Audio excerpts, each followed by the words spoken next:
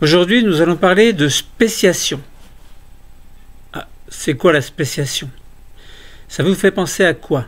Spécial, espèce? Oui, espèce. En fait, lorsque l'on parle de spéciation, on parle d'espèce. Oui, mais spéciation, ça veut dire quoi? Est-ce que ça veut dire espèce? Bien non. La spéciation, alors quand on dit spécifique, on parle d'espèce aussi. Donc, spécifique, spéciation, espèce. Tout ça, ça se ressemble. Mais la spéciation, en fait, c'est l'apparition de nouvelles espèces selon différents mécanismes. Alors, ces mécanismes, entre guillemets, on devrait plutôt parler de paramètres. Donc, ce sont plutôt des paramètres particuliers qui vont faire en sorte que l'environnement et la génétique, des modifications au cours de l'évolution, en fait, vont faire que, à partir d'une espèce ancestrale, une deuxième, troisième, quatrième espèce va pouvoir s'infiltrer au fil de l'évolution. Bon.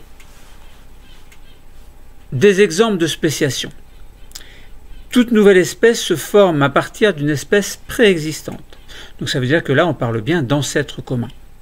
Alors c'est ce que l'on appelle la spéciation. Oui, mais quels sont les mécanismes qui font qu'on peut comprendre ce que signifie spéciation? Donc, quels sont les mécanismes à l'origine de la formation de nouvelles espèces?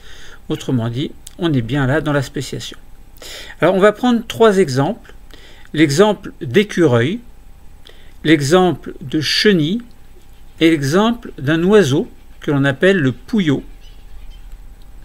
et plus spécialement le pouillot verdâtre. Le nom latin Phylloscapus ou Phylloscopus, ce sera plutôt Phylloscopus trochiloides. On va voir, c'est un cas un petit peu particulier où on va parler concernant ce pouillot d'une spéciation en anneau. Alors on peut dire en rond également, spéciation annulaire.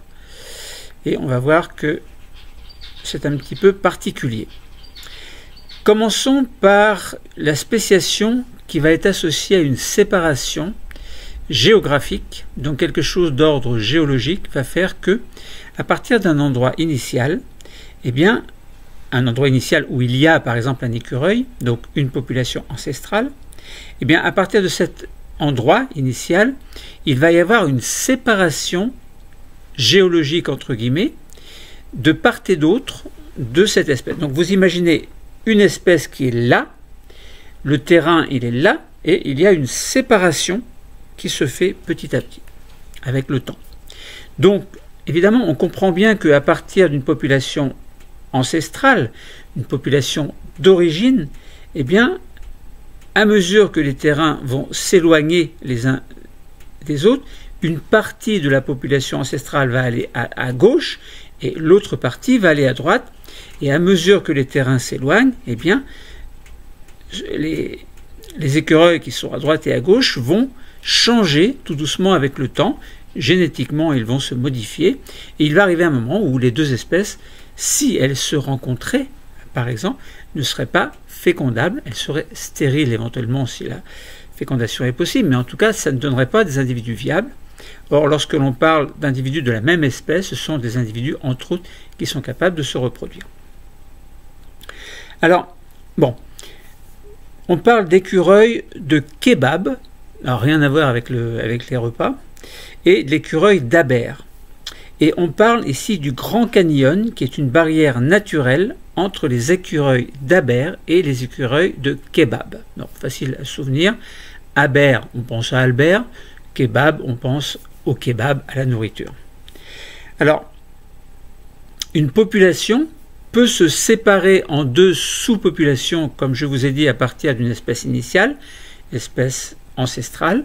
Deux sous-populations vont pouvoir se former, donc de part et d'autre, d'une barrière, d'un endroit initial. Par exemple, si on considère le Grand Canyon, il y a donc deux grandes murailles, mais tout en bas, il y a de l'eau qui va couler.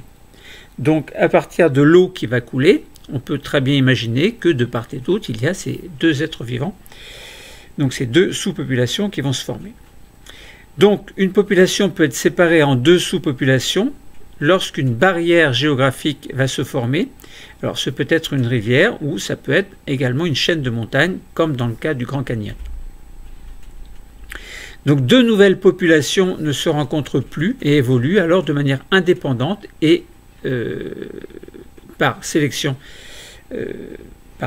naturelle, on va dire, par sélection qui fait que la nature, selon ce qui se passe à droite et à gauche de part et d'autre de la rivière, donc au niveau des grandes murailles du canyon, selon les conditions, eh bien, il va y avoir une certaine adaptation géographique, entre guillemets, adaptation à l'environnement, qui va faire que, de fil en aiguille, eh bien, il va y avoir une certaine sélection génétique qui va faire que les êtres vivants, les deux nouvelles sous-populations, vont s'adapter au mieux. Donc là, on parle bien de sélection naturelle dans un environnement particulier, dans lesquels évoluent chacune des deux sous-espèces. Alors, on ne parle pas vraiment de sous-espèces, enfin peut-être que oui, on peut parler de sous-espèces, mais en tout cas on a une population initiale et on a deux sous-populations. Donc une population c'est quoi? C'est un ensemble d'êtres vivants qui vit à un endroit précis à un moment donné de leur vie. Bon, de l'histoire, de la biologie, entre guillemets. Bon, mais cette même population peut se séparer en deux groupes. Eh bien, ces deux groupes forment deux sous-populations, ce sont les mêmes individus, mais qui, de fil en aiguille, vont se séparer génétiquement, entre guillemets. Donc l'accumulation de différences au fil des générations fait que souvent, les individus des deux populations perdent leur capacité à se reproduire. Donc là, on est bien dans l'apparition de nouvelles espèces. Donc l'espèce ancestrale a alors bien donné naissance à deux nouvelles espèces, on va dire deux sous-espèces. Bon. Donc là, on parle bien de spéciation, parce que la spéciation, c'est bien l'apparition de nouvelles espèces. Donc, ça a été le cas, comme je vous en ai parlé, des écureuils de Kebab et des écureuils d'Aber.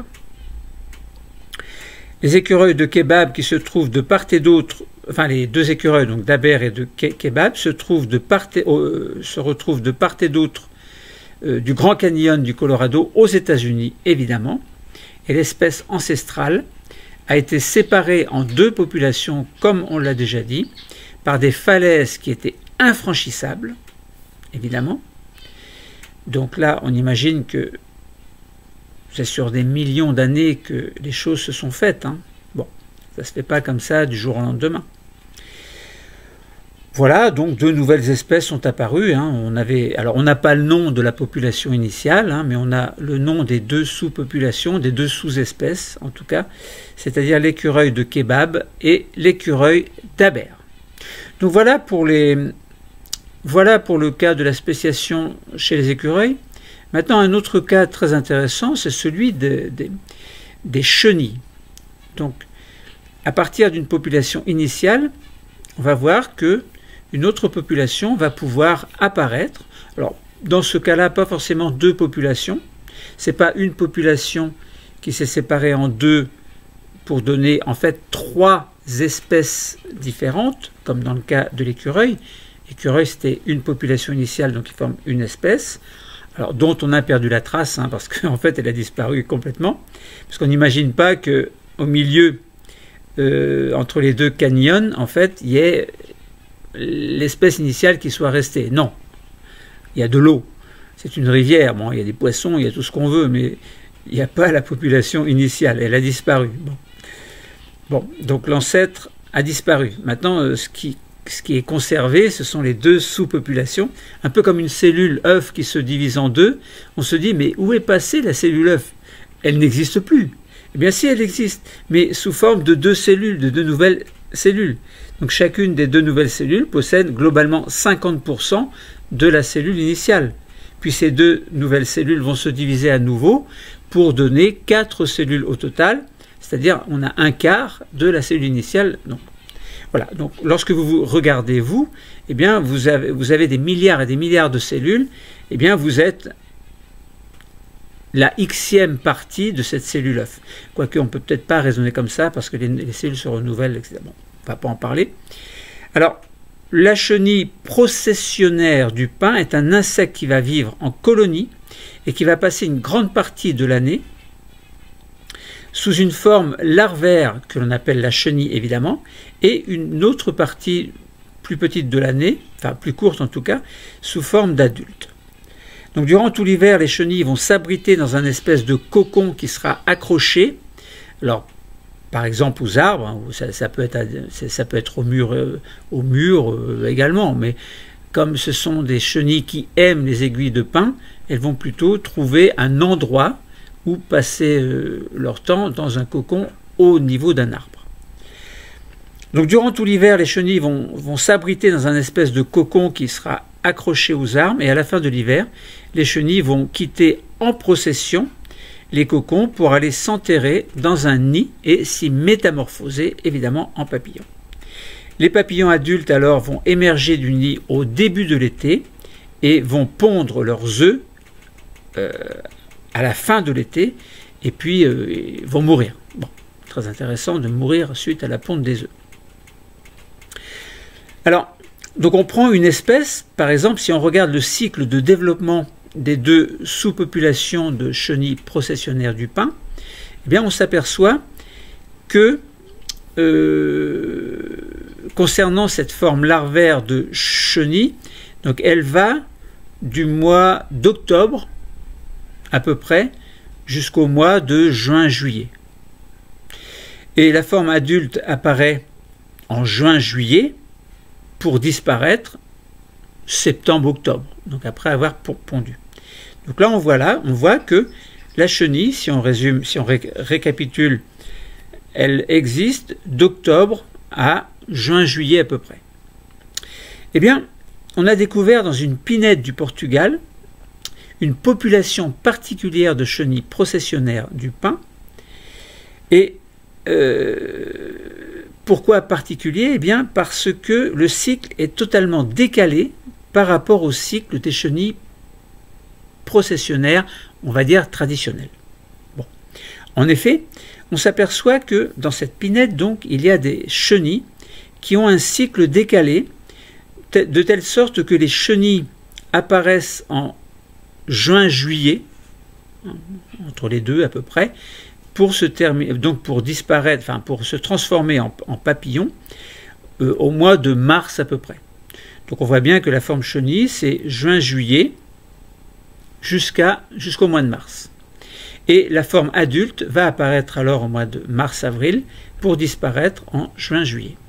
Donc là on voit bien que précédemment, l'état adulte, enfin la phase adulte se faisait de juillet à octobre, on va dire, début octobre, et là on est plutôt de mars à juin. Donc juillet, octobre, mars, juin, les adultes apparaissent de part et d'autre, mais ne peuvent pas se rencontrer, puisque le cycle de vie est décalé.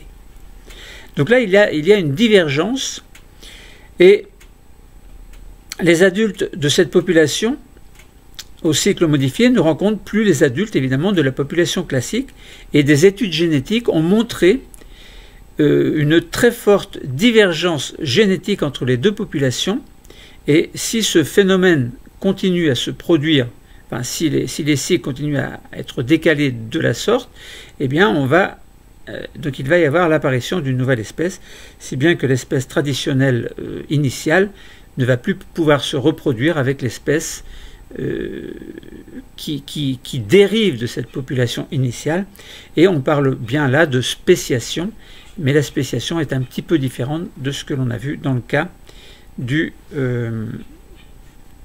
des écureuils. Alors, troisième cas intéressant, c'est celui du pouillot verdâtre. Donc il s'agit d'une spéciation qui va être associée à des modifications de la communication. En effet, mis à part les modifications génétiques dont nous allons parler un petit peu, il y a des modifications du chant des oiseaux qui vont intervenir de telle sorte qu'il arrive un moment où deux populations qui vont dériver ne vont plus se reconnaître. Alors, les événements de spéciation résultent d'un isolement reproducteur que l'on dit en anneaux. Ça veut dire qu'on a globalement une barrière géologique, et à partir d'une population initiale, eh bien, des oiseaux vont migrer tout doucement et avec le temps, évidemment. Il faut imaginer que ça se passe sur des millénaires, voire un petit peu plus. Bon. Mais les oiseaux vont dériver, ils vont, à partir d'une population initiale, 2 sous-populations vont aller à droite et à gauche, un peu comme dans le cas de l'écureuil, sauf que là il s'agit des pouillots verdâtres, et qu'on parle de population de divergence en anneaux. Pourquoi? Parce qu'à partir d'un endroit, il va y avoir une migration de forme circulaire.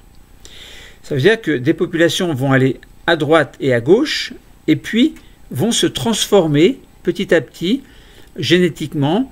Les champs vont se modifier un petit peu, et si bien que par rapport à la population initiale, les 2 sous-populations qui ne sont pas très éloignées vont pouvoir se reproduire encore. Si par exemple il y avait des contacts, si par exemple des oiseaux revenaient un petit peu en arrière ou se mélangeaient un petit peu, eh bien là l'accouplement est possible, donc on considère l'accouplement est possible et donne une descendance viable, donc et stérile et fertile, pardon.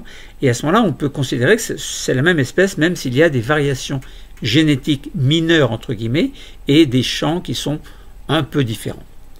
Oui, mais si l'évolution, donc le géographique par rapport à un lieu de départ se poursuit de part et d'autre de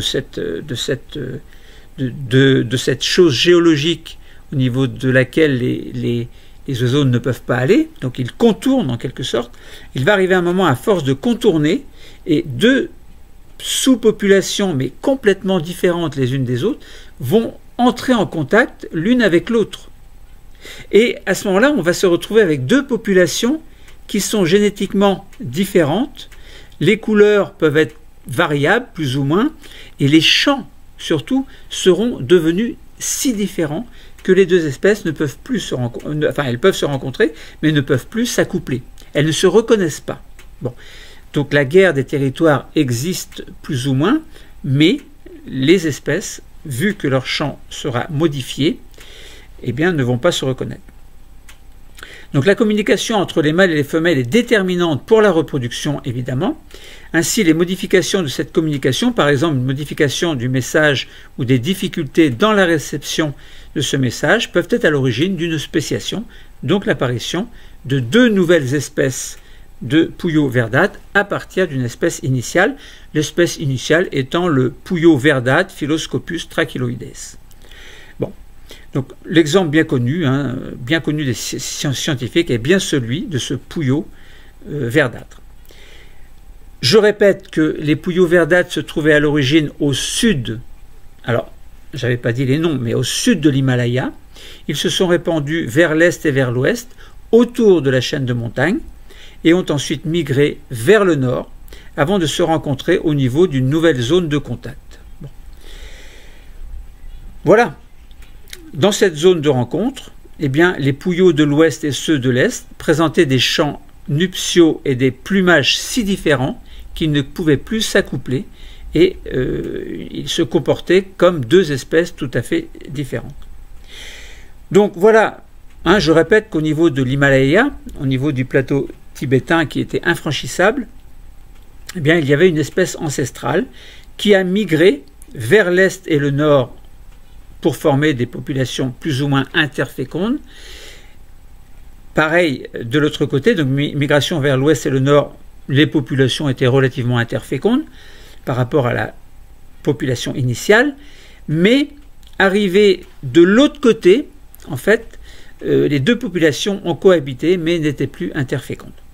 Donc on a bien là un cas de spéciation que l'on dit en anneaux. En fait, ça s'est fait parce que l'évolution s'est faite autour de quelque chose, d'une structure géologique qui était infranchissable.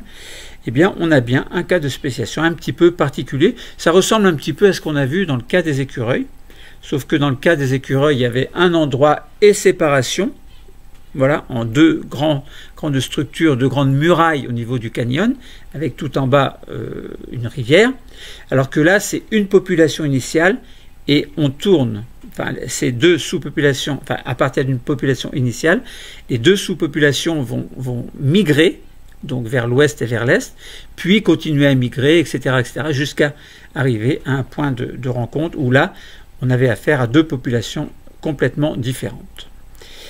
Voilà.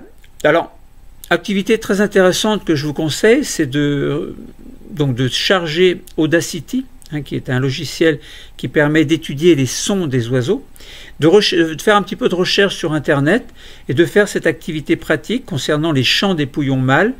Vous allez voir qu'ils sont constitués de séquences sonores qui se répètent et que vous allez pouvoir mettre en évidence sous forme de sonogrammes. Donc on peut comparer, vous allez pouvoir comparer avec ce logiciel Audacity, donc les sonogrammes du chant des pouillons mâles de différentes populations. Vous allez trouver facilement sur Internet.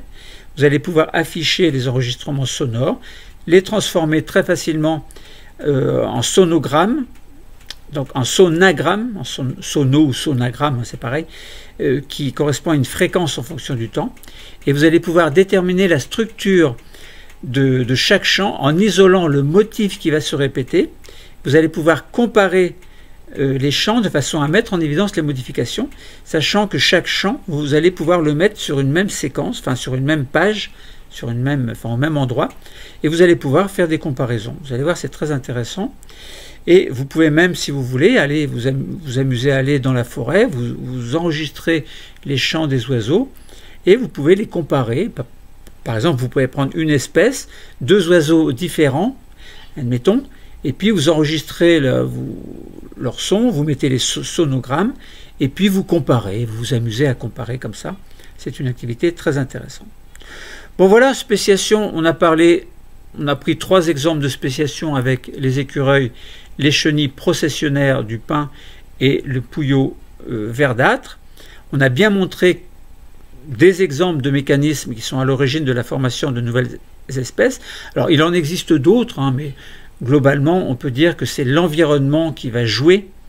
L'environnement et la géographie, puis le côté génétique également, qui va faire en sorte que, à partir d'une espèce initiale, au cours de l'évolution, d'autres espèces apparaissent. Des espèces apparaissent, des espèces disparaissent, des espèces restent. Bon, mais voilà, les choses sont ainsi. La spéciation, on a bien compris. Le cours est terminé. Merci.